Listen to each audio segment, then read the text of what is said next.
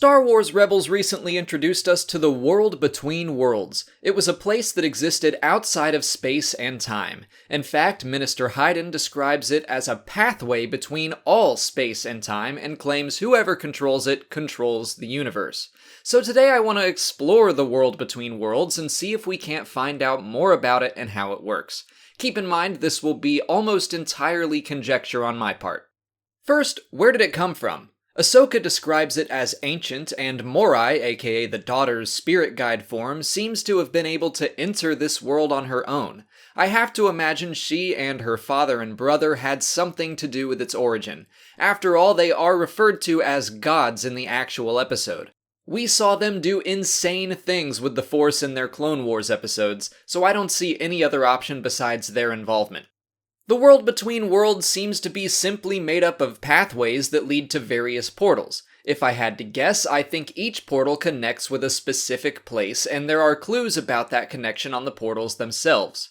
For example, the portal Ezra passes through is surrounded by Lothwolves. The portal to Malachor has a triangular shape resembling the Sith Temple on Malachor or the Holocron or both, and it has the same runes running along its border.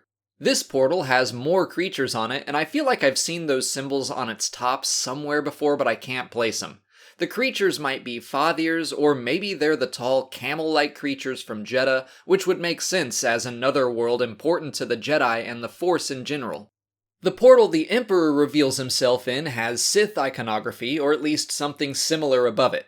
I think it likely connects to the Sith shrine located below the former Jedi Temple and current Imperial Palace. The rest of the portals we see are either too far away to make out, or look like they're just generic placeholders. My current theory is that these portals connect various nexuses in the Force. Every location we've seen so far matches that description. Lothal, Malachor, the Sith Shrine on Coruscant, and Jedha, if I'm right about those two, and Dagobah. In Rebels Recon, Dave Filoni confirmed that we've seen the world between worlds twice before. Ezra got his Kyber crystal and spoke with Yoda there. So Yoda knows about it and can probably access it because of Dagobah's strength in the Force.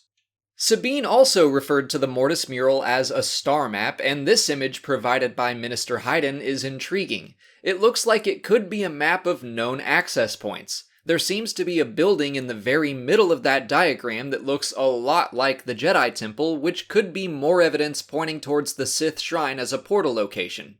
What's totally unclear right now is how do the portals work? Why is Ezra able to enter the world between worlds on Lothal, but the Emperor can't on Coruscant? We do see him start to succeed when he gets his force rope, or whatever you want to call that, around Ezra's leg, so I guess each portal can work as an entrance and an exit if you understand how they work.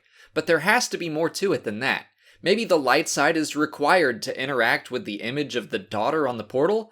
I have to assume there is something keeping the Emperor from getting in. It's possible the Lothal Temple was the only real way in, we just don't know right now, and that temple is seemingly gone anyway. We also don't know how anyone affects the portals to bring up the time that they want. We see Morai the Owl do it, but she's the daughter and could conceivably do that with ease. We also see Ezra find the time of Kanan's death, but I'm convinced that was an illusion from the Emperor, and I have to admit my Nexus theory might not hold up at all. Hayden calls the world between worlds a pathway between all space and time, not just a pathway between places strong in the Force. The pathways do seem to go on forever, which could provide infinite portals to infinite specific locations. I'm just using the Nexus idea to comprehend it all for now.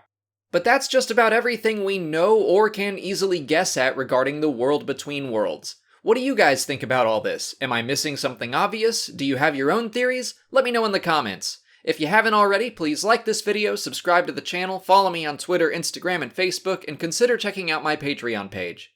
As always, thanks for watching, and may the Force be with you.